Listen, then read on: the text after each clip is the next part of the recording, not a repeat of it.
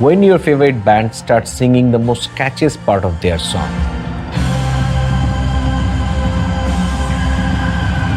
All of a sudden, very big text pop up in the LED screen in the backdrop.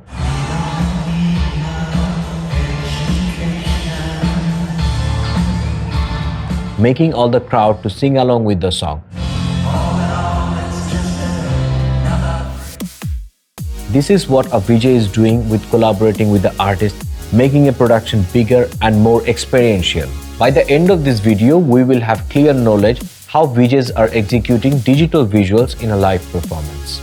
Hi, my name is Zunayed Sabbir Ahmed, and in this video, we will break down the term what is live digital visual performance. So if we put them in categories, let's take a look what are the visuals we can see digitally.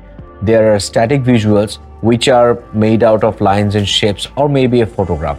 They have no timeline, means if you put them somewhere in a display, they just stay there unless you put them off, maybe just like a poster. And there is video or motion graphics which are made out of a series of photos or images in a timeline, played them serially to establish certain movement which has a starting ground and an end ground. Usually a motion picture or a video has a timeline, which means this is a linear visual, and there are loop video and motion pictures where the video keeps playing and playing until you put it off.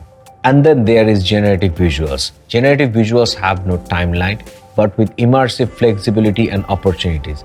Usually generative visuals are made with codes with configurable parameters so that you can noodle certain parameter or an effect in real time later while you were performing.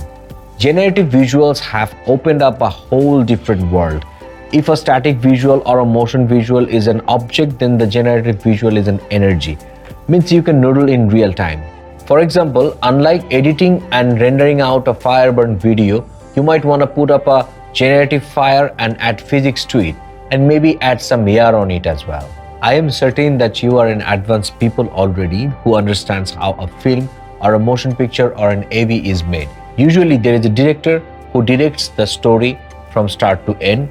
Usually there is a cinematographer who picks the best shot for the director to tell the story, and there is an editor who stitches all the story blocks and completes the story to a film or a movie or an AV.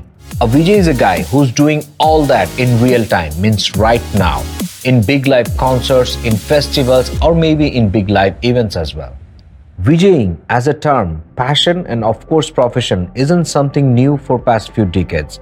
The desire for performances to be experiential and immersive has always been there, since the beginning of creation of stage performances for show. In 80s, due to boom of technology in entertainment and to serve hunger of audiences craving for more and more, there came the concept of creating large visual for performances. Audiences imagined their favorite band or artist to be bigger than life, so they were introduced to the greatness of scale. Visual artists back then recorded many music videos and did hundreds of concerts before the world was even aware of feeding the hunger of crowd with live visuals. In 90s, actual VJ softwares like Arcaos Grand VJ hit the market, where you could play, switch, manipulate many kind of effects in real time. Decades later, in 2000s, live visual got one more step closer to general people, with the release of Pioneer DVJ Player series, followed by Serato few years later, which elevated the scope of DJ to a full audio-visual performance. Today, VJing is still an evolving path of art and performance, but already VJing is a requirement for upper-scale clubs and larger concerts, and it's a mandatory role for creating seamless integrated production where you are dealing with multiple big screen displays and you care about the experience audiences go back home with. Let's take a look at the type of performances VJs do. As said, if skilled, VJs are manipulating visuals in real time, so often they're improvising their visuals with the music produced by the DJ or a band in a house, often using generative visuals with more control and sometimes with remixing existing stock bank.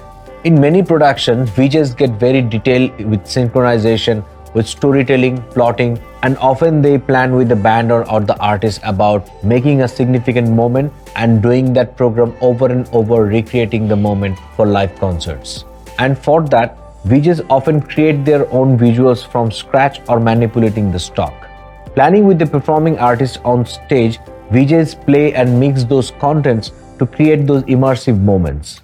Maybe add some effects on them as the venue requires. Many of the shows are pre-produced. They are usually TV shows or involving a lot of artists, which requires a lot of pre-production, and the playback timing and accuracy becomes a very heavy priority.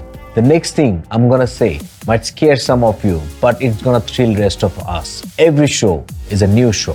If you are still watching, that means you wanna know more. Hit a like, maybe subscribe as well. Now let's get into the brain of a VJ and split it up into two parts. Like all people, VJs also have two sides of their brain, the left side being the creative side. Let's look at the right side of a VJ's brain, which is full of logics and earthly needs. Let's say a VJ has some contents, it might be static or a loop or generative, some content that he wants to display in some digital media, maybe a TV or a screen or an LED or something like that. The contents are stored in a hardware, maybe in a hard drive, and there are softwares to play back the contents. Together, maybe we can call them media server. And maybe to control the media server, there might be some controllers needed. There are a lot of internal and external communication and bridging going on in this situation. We can already see a lot of chaos going on here. So let me try to simplify all these points into some bullets.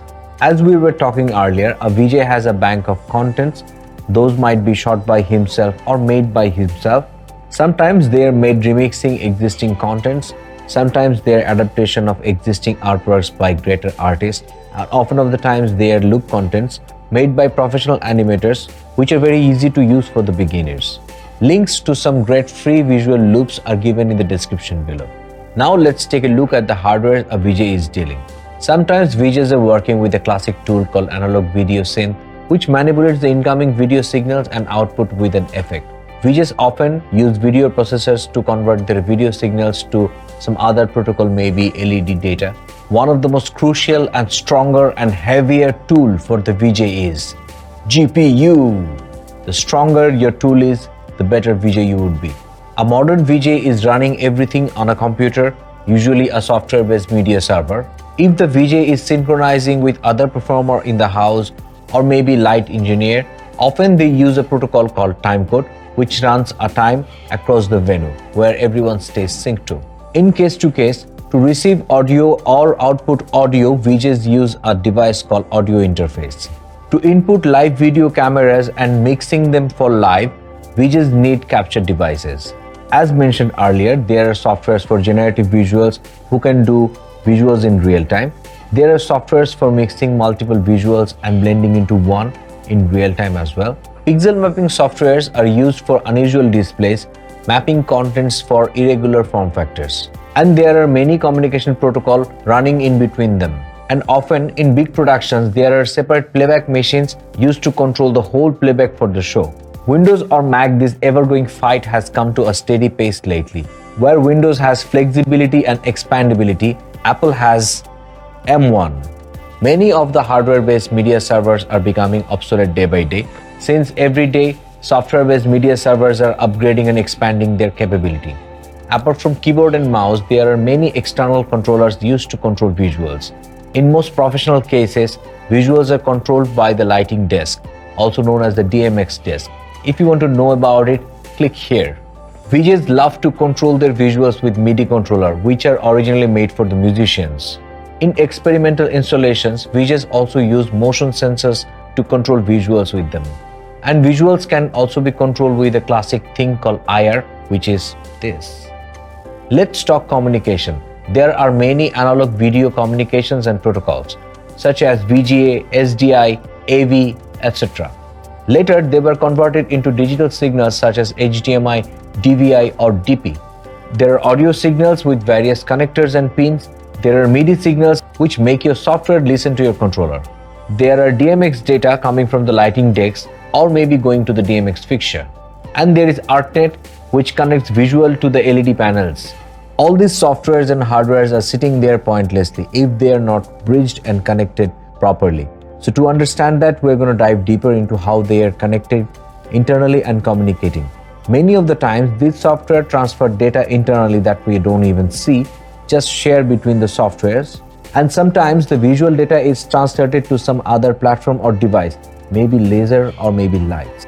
Let's say you want to convert your visual data to an external laser or a light controller. In that cases, you need to bridge to that device.